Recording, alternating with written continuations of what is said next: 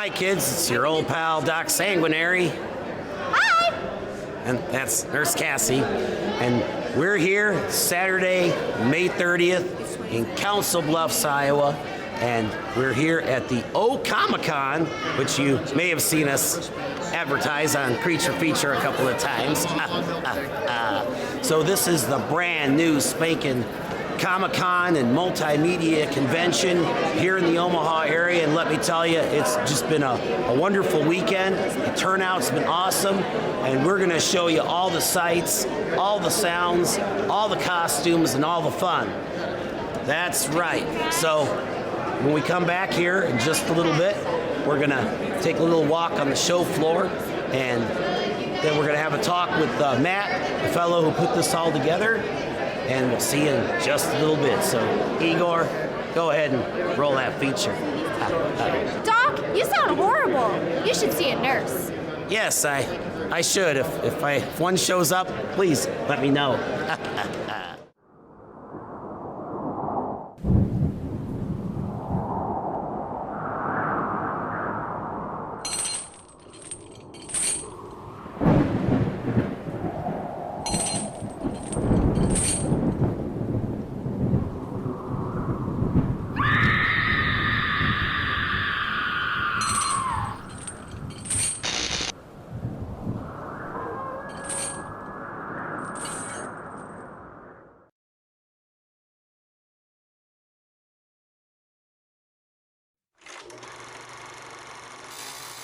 Whoa, hey, somebody, this thing is sparking. Doc is gonna blame me, I know for sure. I gotta get some help. Well, until then, I'll just show some more footage of O-Comic-Con. Yeah, that's it. Hi, kids. You know, one of the really cool things about O-Comic-Con is they have vendor booths for other conventions that go on throughout the Omaha area. And I'm here with Moose, who's going to tell you all about British Fest. Okay. British Fest is a local Omaha convention. It's going to be here at the Mac Center in 6 weeks. We have everything from Doctor Who, Harry Potter, Lord of the Rings. You name it, we got it. We got the actors.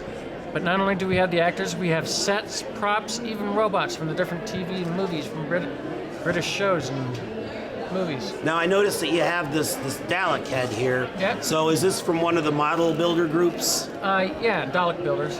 So there will be all custom, handmade.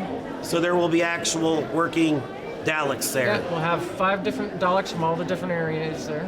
Wow. Now, will there be, I understand there's a replica of the TARDIS there too as well. Yeah, we have a 717 Tom Baker console room. It lights up, the rotor goes up and down, and switches you to make the right shows for the show. That sounds great. And then who are some of the special guests you have coming in this year? Simon Fisher is one of the guests we have. He's from Doctor Who.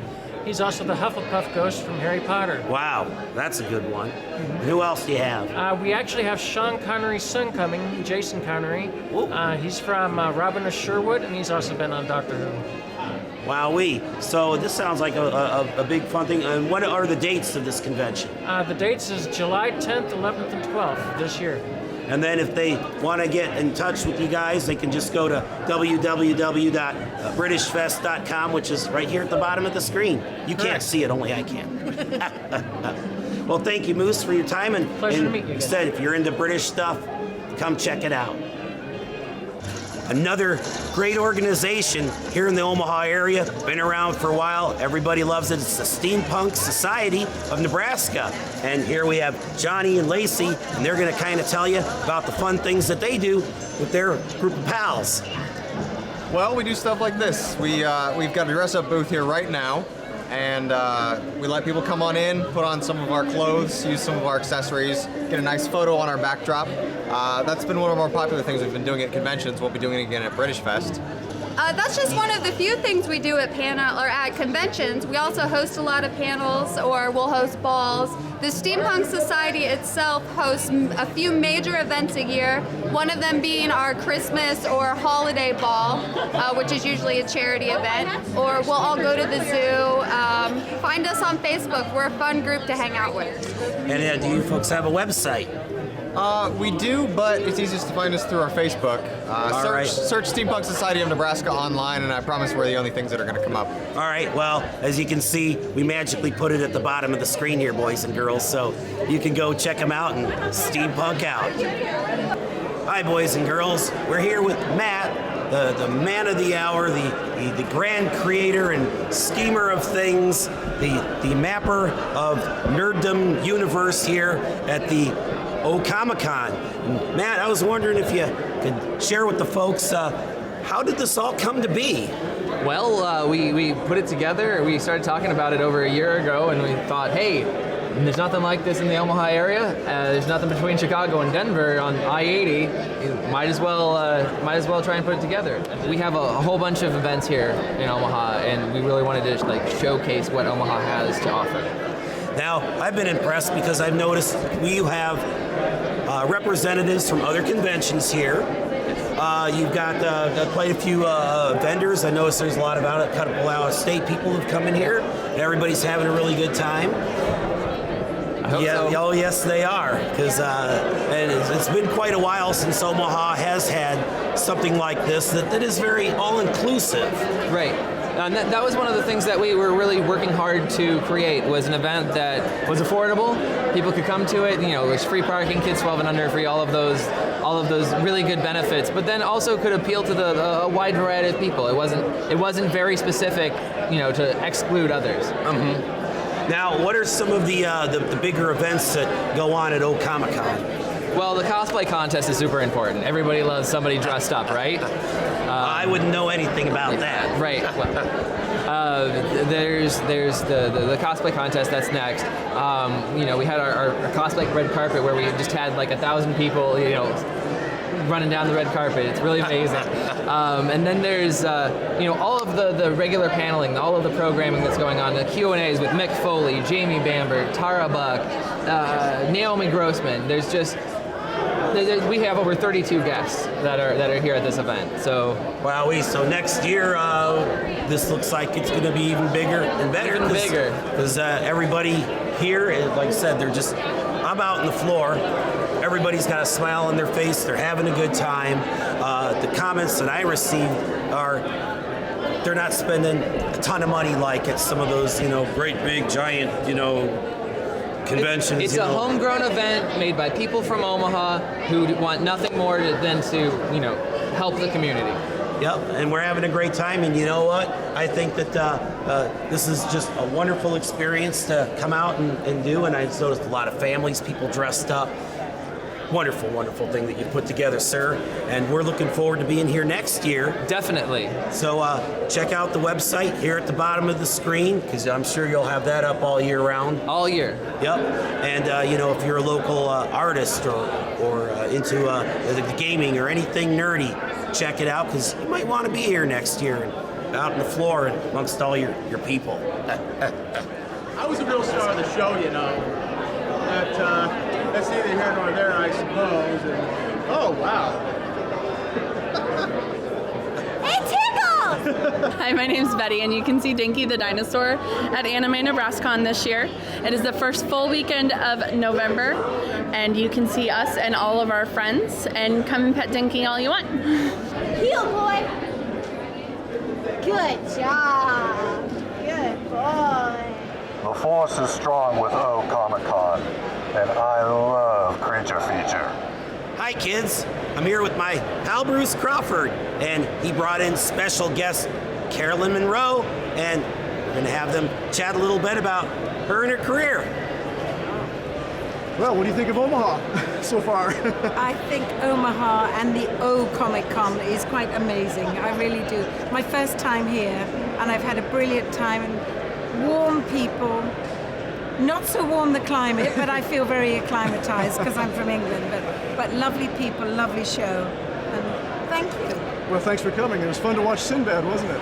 It was lovely to revisit Golden Voyage of Sinbad the other night, and it looked as lovely now as it did then when we were making it. 42 years ago. Yes, oh, you've rubbed that in. And our friend Mark Redfield. Mark Redfield, yes. We're doing some radio plays together. We're doing an adaptation of Pose of the Black Cat, and a sequel to Dracula called Harker and the Shadow of Dracula, and Caroline will play Nina Harker. Ah, wonderful. So some fun stuff coming up. Absolutely. You enjoyed Omaha so far, besides the weather? It's been a fantastic show. This convention, first convention, brilliant, very well attended. It's incredible. We hope to have you guys back again sometime, I hope. Yes, thank you. And well done, Matt, for putting on Yes, the Matt did a Comic-Con. Absolutely. He did a brilliant 29-year-old guy. That's amazing. Amazing. Good show. Thank you. You know, one of the great things about O Comic Con is they brought in guests that span generations and are well known and beloved to everyone. Nurse Casi, do you recognize this fellow? Not quite. No? Nope. Oh! Well, wait a minute. Wait a minute. Now, a little better? Yeah! Speedy delivery! Speedy delivery. Mr. McFeely from Mr. Rogers' Neighborhood. Yes, Mr. David Newell. That's right. Yep. That's right. And we are so happy that you could come out here because all of us grew up with Mr. Rogers' Neighborhood. I think I've met a lot of people who have grown up with the neighborhood today. I was here yesterday, Saturday, and Sunday. A beautiful day in your neighborhood. That's right. And so tell us, how do you feel about the O Comic Con? It's a wonderful experience, and I'm meeting people who grew up with it. That's the beauty of it. People who, from 50 on down to 15, have come up and said hello to me and got autographs. So there's a DVD out now. Let me just show. Sure. If you ever want a Mr. McFeely DVD, Speedy Delivery, you can get it online. Speedy Well, Delivery. we'll have the website at the bottom of the screen here, okay. boys and girls of all ages can check that out. Now, when did you start getting involved with the show? In 1967, before you were born. I was born in 66. Oh, one year. I started in 67. I went on the network on public television, and I'm still with it. We have a company called the Fred Rogers Company. We also have a new show that you may not know about. It's called Daniel Tiger's Neighborhood. Yeah, we got a lot of children that watch that. And Very popular. It's on PBS, it's on Nebraska TV and Iowa public television. So your viewers, if you haven't seen it, tune in. And Mr. Rogers, by the way, is online, and it's on Amazon.com. So that's an incredible thing, and that, like I said, that was just a show that every kid in America grew up with. That's right. And it got you right here. A lot of values, a lot of morals, and puppets, and that trolley. And of course, Mr. McFeely. Yes, and did you manage to deliver everything almost on everything. time? On time, right. In real life, I don't do that well. Well, my one delivery that I made was a wonderful. Remember Wizard of Oz, the movie? We had as a guest on the program Margaret Hamilton, the witch. The witch. Wow. And she came on to talk about her character and that she wasn't really a bad witch, etc. And I delivered her to Mr. Rogers. That was and she became a wonderful friend. She was a wonderful lady. And a great actress, and that's what you know her for, though, is the witch. Of course. But anyhow, it's on, and on reruns you can see it on online and on Comcast. So now, did you have a favorite episode that really sticks out in your head that you did with Mr. Rogers? Well, that was one, but the other one, since this is Comic-Con, we went to Universal Studios and watched them film The Incredible Hulk when they were doing the Hulk, with Lou Ferrigno, because a lot of kids were afraid of the Hulk. We got angry, and so we went to show that let's pretend. And it's something that you don't have to destroy things when you're angry. It helps children deal with angry feelings. Ah, very good. So that was one of my favorites. And Lou Ferrigno and Bill Bixby, you know the story. Yes. And I'm sure your viewers do. Oh, yeah. Well, that's probably why they're here at O Comic Con. So. And one more thing. We taped the show for years and years, always taped it in Pittsburgh, Pennsylvania. And on the commercial station in Pittsburgh, there's a classic. It was called the Chiller Theater, hosted by Chilly Billy Cardill. And that was his name, and he's still working in the Pittsburgh market. Really? And that's it. But you do some of the... He probably showed some of the movies you're still showing, right? Oh, yeah, the kids still like the garbage and stuff. And you're on, too, right, on the program? Yep. And your cohort out here, his name is? Zombini. Zombini's right there. Yep. And your name on the show is? Nurse Cassidy. Yes. Good, Nurse Cassidy.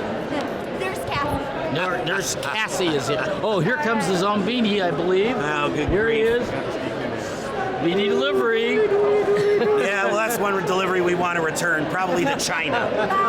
Well, I want to thank you for your time, David. We really appreciate you coming out here, and like I said, you're one of these people that generations have grown up with you, and we love the things that you do. You're a swell guy. Well, can we finish up by doing this? I'm going to count to 3, and the viewers can too.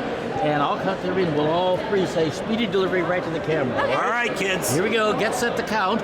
1, 2, 3. Speedy delivery.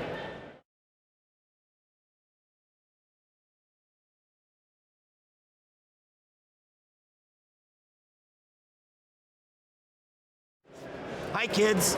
We're here with Naomi Grossman, who is one of the special extra creepy TV stars here that's visiting Comic-Con. She had a special character that's been endeared to the hearts of all you comic nerds out there.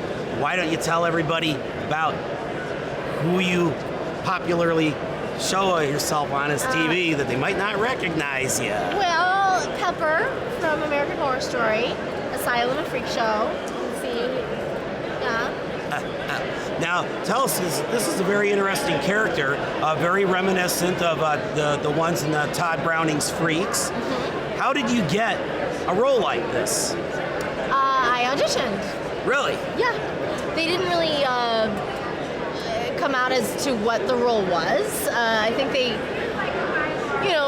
American Horror Story is very secretive. So had they, informed all the actors and agents and managers and whatnot in Hollywood what they were doing, then, jiggy up. So they couldn't really spill the beans, per se, but they did see a ton of, petite, possibly malformed actresses.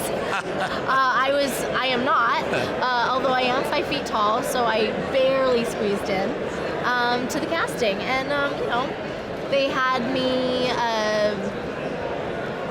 me do various things, but it was mostly just to see my range, to see that I could go from, the early kind of silly Pepper to a later evolved Pepper. Spoiler alert.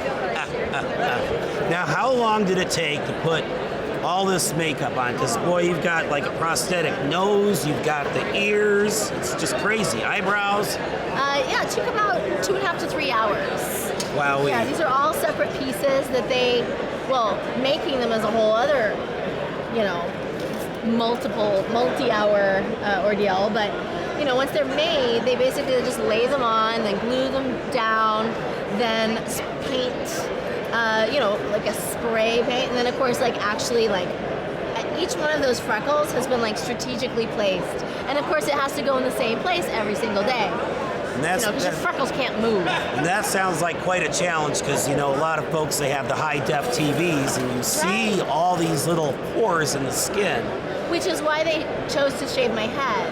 Because, of course, these days they could do a bald cap, but you're right, with these high-def TVs. Yeah, you're going to see a lot of the imperfections. Now, what are some other roles that you've done out there in TV or movie land? In TV or movie land, I would say this is by far the most mainstream commercial success I've had. I did a movie called Table for Three. Somebody came up with one recently and had me sign it. I was like, what are you doing with that? I had a small cameo, but it was memorable, apparently. Yeah. I've done some shows for the Sci-Fi Network, Destination Truth. Occasionally people say, oh, I saw you on that. And I think, what are you doing watching that? What was I doing in it? No, good folks, but, reality is not my thing. The work I'm really most proud of, quite honestly, are those one-woman shows that are there on the end. Those are my... this is like if there's another one as well, although maybe it's not safe for work. I think it's fine. If anybody's been to Rome and seen the David, it's fine. But these are if you were to take me to dinner, this is what I'd probably tell you. Now, with these, where can folks normally find these? They can't. Oh. Super exclusive. Wow. They can contact me and I will come to your school or your business and do it live. That's what I really love. Wow. There you go. You can watch clips on YouTube. And they can find these when you make other convention appearances? Yeah, of course. There you go. I mean, these are, quite honestly, this is what I'm most proud of. All these pictures of Pepper is fine, but, and yeah, I'm not about to start hating on Pepper.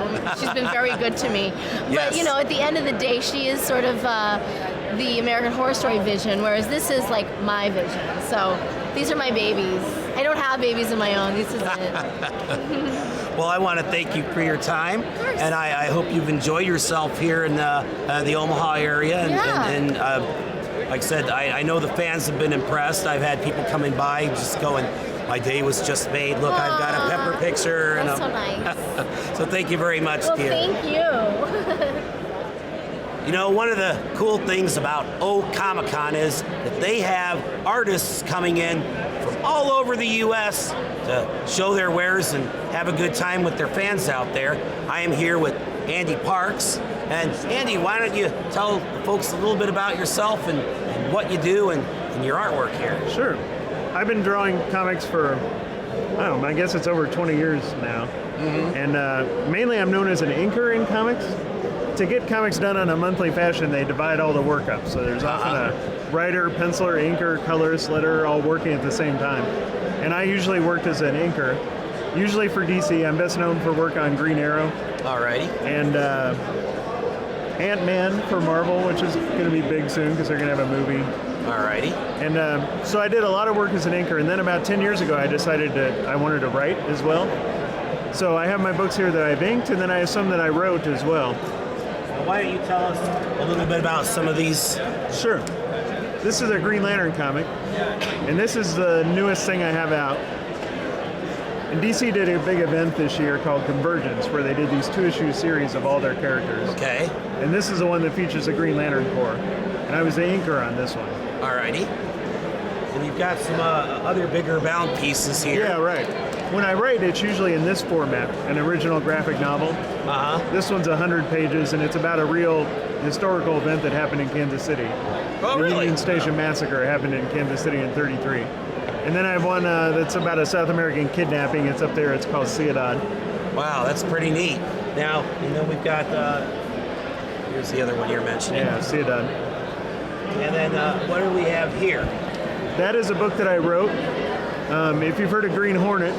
Oh, yes. And then he had a sidekick, Kato. Yep. This is the new Kevin Smith versions of those characters, where Kato and Green Hornet are both the son and daughter of the originals. Wow, that sounds pretty exciting. So this is girl Kato, who's the daughter of the original Kato.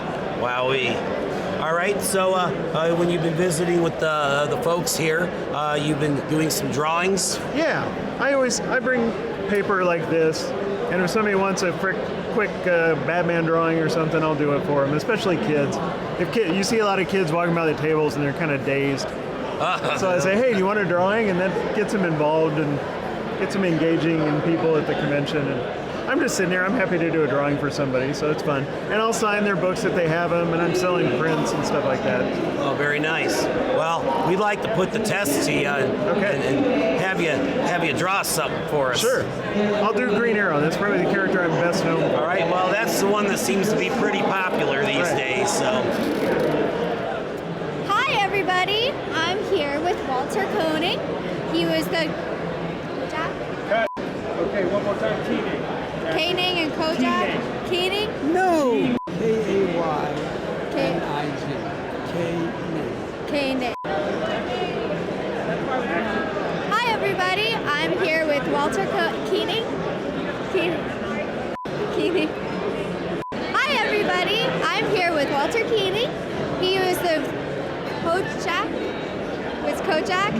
Chekov. I thought it was Kojak, so I'm saying it right.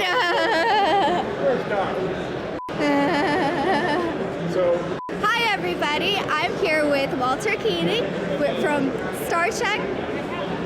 Hi, everybody. I'm here with Walter Keating. I played Chekov on Star Trek. I'm here because Doc would screw it up.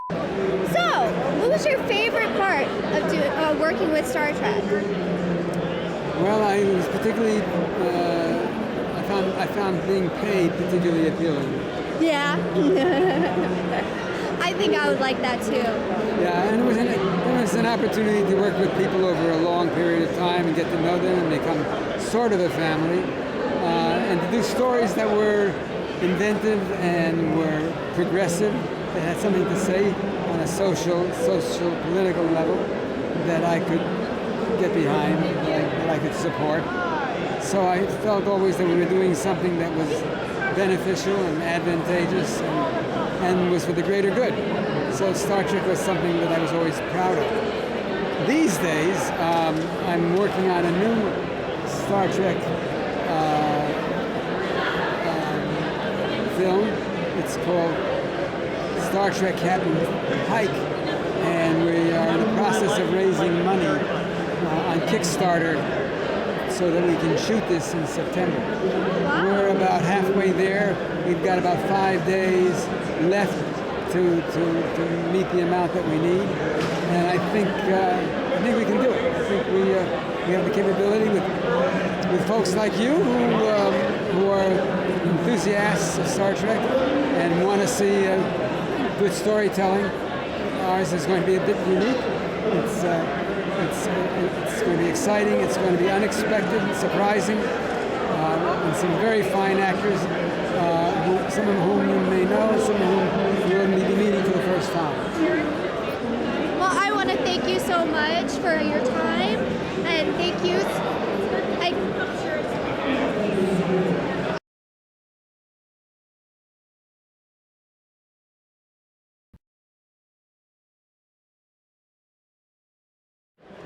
Well, boys and girls, we're here at my little booth, and we're here with Tim Welch, the founder of Scream in the Dark.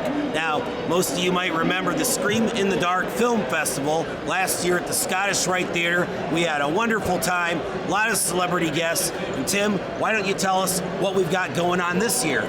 This is our second year for the Scream in the Dark Film Festival. We have movies that are submitted from all over the world. It's everything from horror to thriller to sci-fi. We have a few celebrity guests that are coming in. We have Leslie Easterbrook, who is better well known from the Police Academy movies, from Rob Zombie's The Devil's Rejects. We will be screening a movie that I did with her and my team did back in October called Howl of a Good Time. We have a few other guests that will be announced later down the road. From another major franchise. It's 2 guests from a major movie. All right, now what are the dates that these events are going to be taking place? October 17th and 18th, and we will open with Creature Feature Live on October 16th with a movie that will be announced here very soon. Now, this is all going down at the Scottish Rite Theatre, and that's on 20th and Douglas in downtown Omaha. Yes. Now, folks can visit the website, obviously. Yep, screaminthedarkomaha.com. And they can get more information, and you will be listing all the celebrity guests as they come in. Celebrity guests, and we will list the movies here very shortly. Now, also at this event, there's a vendor room, correct? Yes, vendors, there's food, there's a bar.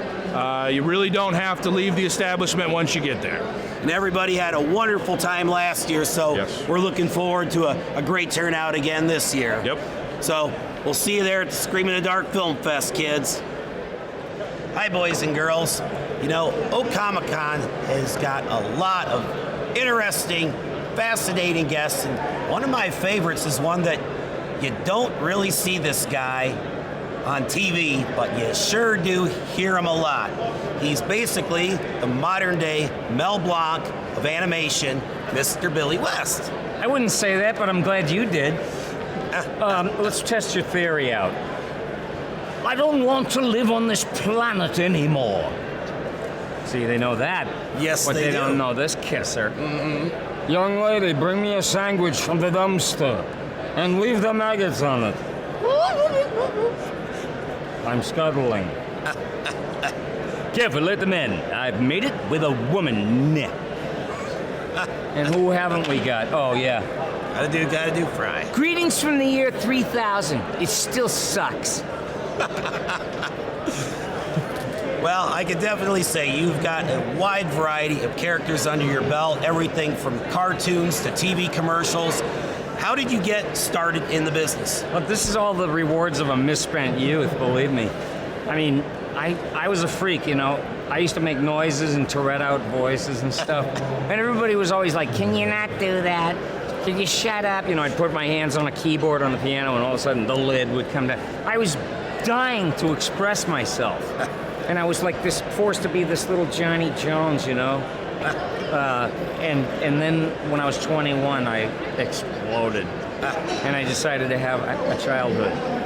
Because I didn't really have one. Everybody was so stringent and ardent and stern. Yeah. And what was your first big break?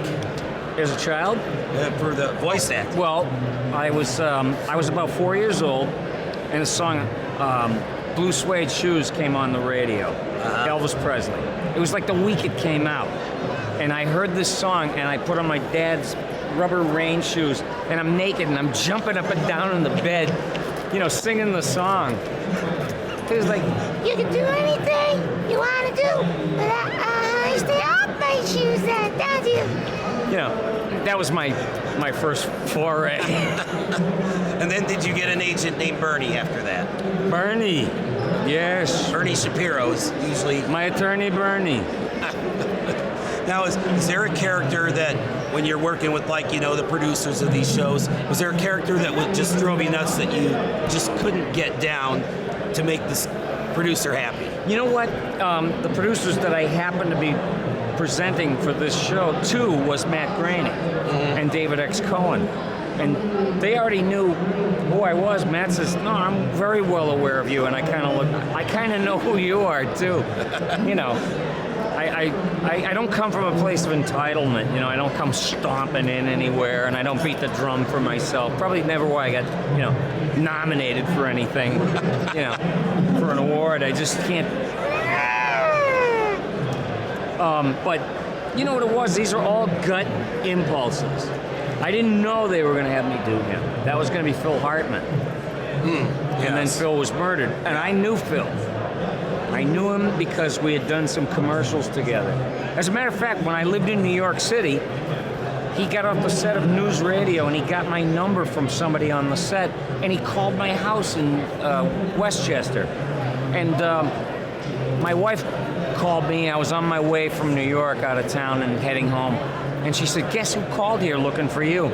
I said, who? Phil Hartman. And I went, honey, look, I know about 5 guys that can pull off an elaborate joke on you just like that. She says, no, it was really him, and he just wanted to tell you how much he loved you and thought my work was great. And I was like blown away because I really, really loved Phil Hartman. Yeah, he had that heavy comedy background and totally improv. With Pee Wee. Plus, he ran an advertising agency. Yeah. So he wrote and, you know, he was like a one-stop. Now, when you were handed these characters and stuff, I mean, was this something where you could look at this character and did you have to spend hours? No, you know what it is? He's sort of a combination of doddering wizards and you know, absent-minded professors and everything. You know, those guys that are like, he was 147 years old, and I knew that, so I said, geez, he must fart dust, you know, young woman, you know, shaking, but nobody cares what you do with your hands in a dark booth. Yeah. You know what I mean? But I used to physically shake when I was that young idiot Fry. You know, but you're not supposed to do that. All the actors say, no, that's bogus. You know, he's cheating. And it's like, Pangulo. Tell me the rules. I don't want to know the rules. I have magical thinking. I don't want to know what I can't do and what I can do. Now, have you ever had any opportunity to be on screen as yourself and do some interesting voiceovers, voice acting? Only in interviews. I was on a couple of TV shows as a walk-on, but that's all it was. And I would play a character on the show. Because like I said, I really feel that you are the modern day Mel Blanc because you do so many characters and you're everywhere, but people don't realize it. And Mel, he went for years doing the character voiceovers, and he's like, I want more money, and they're like, well, tell you what, we'll put your name on the screen. That's right. And when they did, then he became a big star. But he was on TV. He was on TV with everybody. Well, you know what that's all about is they would try to say to the actor, look, the character is the star, not you. And meanwhile, the guy invented gold for them. Yes. You know, and it exploded. And so they didn't want to pay him any more money, so they're not going to give you credit. So anybody will know who you are. So he changed all that. Exactly. And it was fun to, see him on, Jack Benny. And you hear the voice just tinging towards Porky Pig or something. One of the funniest episodes of Jack Benny. He loved Mel Blanc. Mel was a guest on his show routinely. And it was the gift store. It was a department store at Christmas time, and Jack is buying a present for his wife, Gee, it's a little late. What am I going to get married? Yes. And then this guy goes, with the watch, and the woman says to him, do you know that this crystal is shatterproof? And he goes, gee, that sounds like a great idea. And she goes, try it. And he takes the hammer and he goes, and it falls on the floor and it fell to pieces. But you said it was shatterproof. And then the floor walker comes over, can I help you?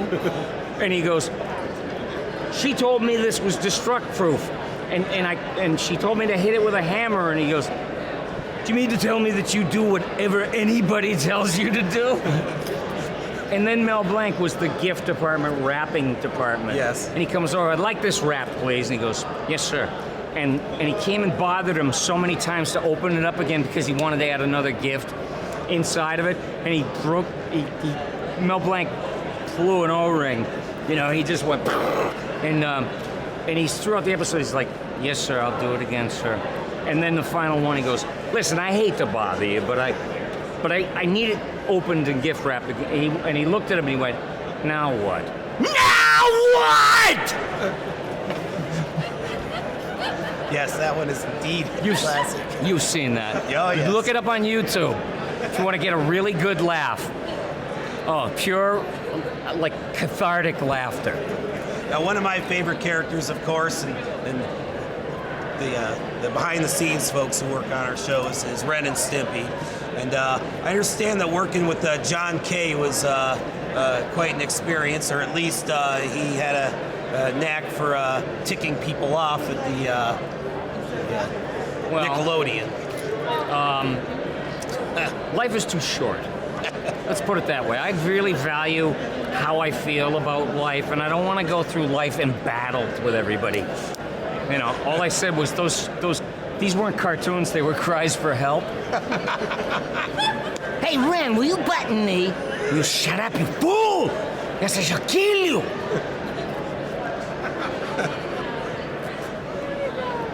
I picked a magic nose goblin.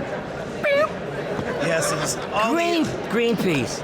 All the important things that children should be watching on television. Well, everything's about that, isn't it? That's what I thought.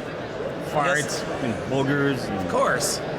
Well, I want to thank you very much for coming out to Comic-Con here. I mean, I love meeting you. I'm watching all these folks come around. I saw somebody with a giant brain statue. It must have been about this big. As in Maurice LaMarche, the brain? Yeah. I was like, big brain mouse. And I'm like... Yeah. I was like, where did you get that? I'm amazed at the stuff people bring out here. Oh, I know. That cartoon, I was doing lectures at the time at colleges, and I heard Pinky and the Brain in the other room, and it just caught my ear. I went, what the is this? And I went in because I'm an appreciator, and here I was listening to the gold standard of voices. Mm-hmm. And I said, oh my God, this is so great. And I flipped out over it, and then when I met Mo, I told him about that. I says, I couldn't wait to meet you guys. I couldn't wait to work with you guys. Yeah. Awesome. Yeah. Now, I understand that you've got a pet project of your own that you're working on. Yes. Why don't you tell folks about that? Well, I'm collaborating with an old-time guy, not an old-time guy, but I started with him on Ren and Timpy. His name is Jim Gomez, and he wrote Space Madness. Yes. And with other people, but he was a director and an animator and a writer. But we got together, and he had this idea about, he's a puppet, take a good look. But the thing was, it's like this is going to be the evolution of the crime show. I mean, they're all on the same level. They all get into the same problems. They all have the same violence. They all say the same shit. So we thought if we did this totally dramatic, it's live action except for him. And he never addressed the fact that he is what he is. Really? You know, you just blow someone's brains away, and the woman will go, I didn't know you were that courageous. You know, and just like, what courage? You know, you're threatening my life. You know, and then all the time you get wrapped up in it, and then you go, he's a puppet. You know, now what stage is this? Are you busy writing it? We're starting to film stuff, and I want to put up a little bit of a teaser on my website soon, which is billywest.com. So if you folks want to get involved with helping to raise some funds for this, and just please visit the website there. It's like something new and different. Yes. God forbid we have different out there. It's the evolution of the crime, violent drama. All right, kids. We're going to get back into tonight's feature. So, Igor, without further ado, why don't you roll it and... And there's a final word. Mwah! Goodbye.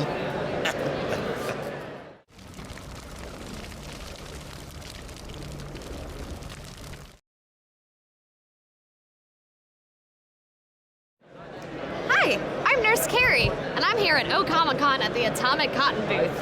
And we're here, and as you can see, they have all sorts of fun t-shirts, lots of fun colors, lots of pink, my favorite. And if you guys want to tell a little bit more, I think people out there would like to hear it. Yeah, we've been in the t-shirt business for 8 or 9 years, and the Atomic Cotton side is really the fun side of what we do, and we get to work with some amazing people and do some amazing shows.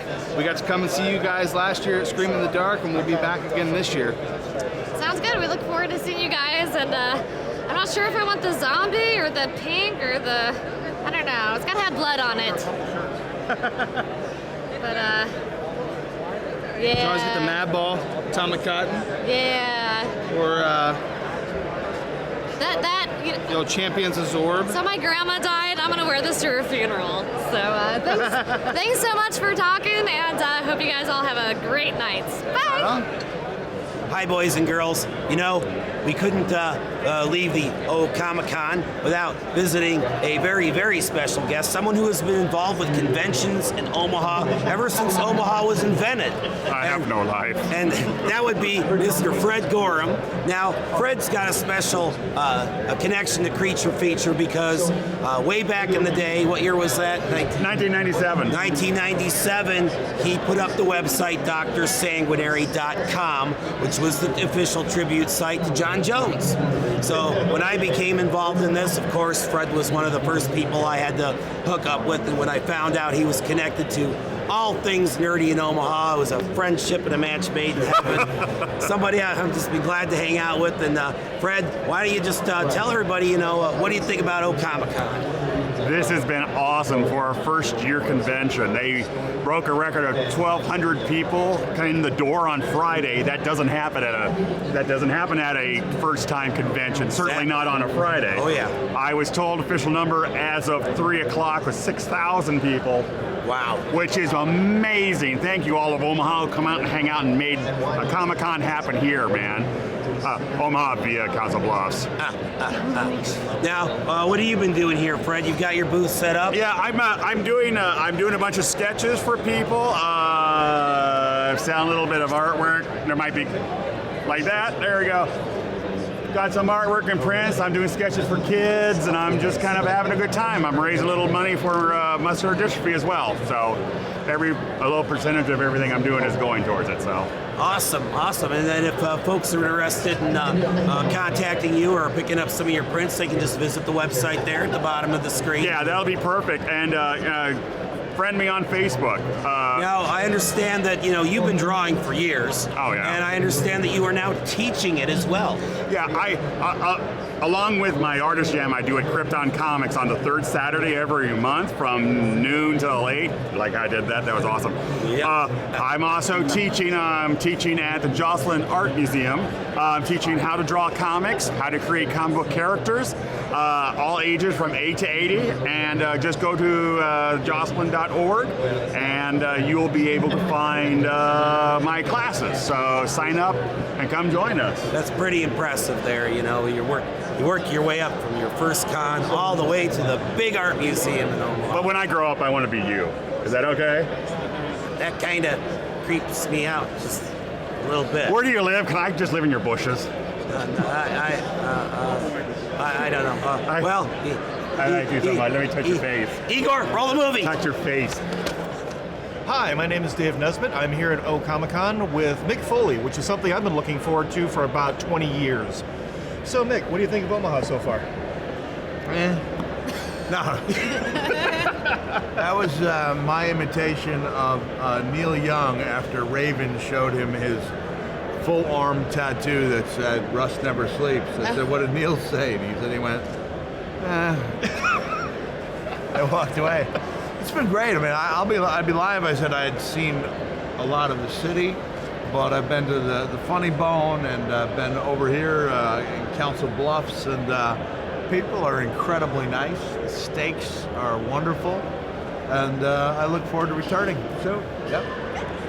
And you are the nicest, well, simultaneously naughtiest nurse I've ever met. Does this mean I'm on the nice list You're for on Christmas? the nice and naughty list for Christmas. Since you're dressed like Santa, can I ask you for something? Yes, you can. Wait, hold on. Let me just make it clear that when I'm in my role as an ambassador for Santa, I would never even veer into that territory. Like, you can't do that. I can do that as Mick Foley. One of the strange things is I turned down a chance to be Santa on New Girl because he was going to be like a naughty Santa. And I said, well, I can't do that. And they said, but you play yourself as a jerk all the time. I said, that's different. Like, I can do that because people understand that that's me, like, having fun at my own expense. But when it comes to being, how many kids watch the show? Not too many? An ambassador, you know, for St. Nick. Yeah, I play that. I don't venture into any naughty territory there. Well, you could be a nice Santa. Yeah, I am a nice Santa. What would you like, young lady? I want tickets to Unicorn Ponyland. Please? I've been really good, and I haven't killed any kittens this year. Santa can never promise a living thing. Okay, but if there's an extra unicorn, in the sleigh after my journey, yeah, and it's late at night. Thank you, and you're all alone. Well, no, I'm Mick. Thank you, Mick. I can be naughty Mick. I think that's one of the nice things about cons like this is that nobody asks questions. You kind of get accepted as you are. Like I'm a guy with a few missing teeth, one missing ear, wearing double Santas in May and a fanny pack. And I'm like the normal guy here. Yeah, so everybody gets to be whoever they want, and nobody asks any questions. Hey, fanny packs are like coming back into style now. You are the guy. You brought it back. We love O-Comic-Con. I give it 2 huge messes up. And the creature feature is my favorite show. Hi, I'm Nurse Kerrie, and I'm here at O-Comic-Con at the Makerbe Studios booth with Paul, and Paul makes these really cool figurines using a 3D printer, which my brain doesn't work that way, so why doesn't Paul tell us about all this stuff? Yeah, so actually what we do here is we take 3D models of pieces and we design them on the computer, and then we use our 3D printers to print the pieces out. We can create all different sorts of things. A lot of the pieces that we do are like custom ring boxes. We have pieces from all sorts of geekery, such as Harry Potter. We do a lot of Doctor Who, World of Warcraft, you name it, we've got it. Some of the other things that we do, so we have our beautiful little chests here. These are also all three-dimensional. The whole thing is actually made on a 3D printer. So one of the things that we're doing here at the con is we're actually using a 3D scanner to scan some of the people that are actually walking around here. This is actually a piece that we have of a young boy who was walking. His parents decided they wanted a custom bust of him. So we scanned him from the chest up, and this here is actually a piece that we're printing based on that. Well, boys and girls, that's all the time we've got for you tonight, and I sure hope you enjoyed your visit to the very first O Comic-Con right here at the Mid-America Center in Council Bluffs, Iowa. And I hope you come and visit the O Comic-Con when it comes back here next year, because you're going to have a whole lot of fun. Did you have a lot of fun, Nurse Cassie? Yeah, I did. And how about you, Nurse Kerrie? Tell my mother I love her. She's all choked up. See you later, folks. Bye-bye.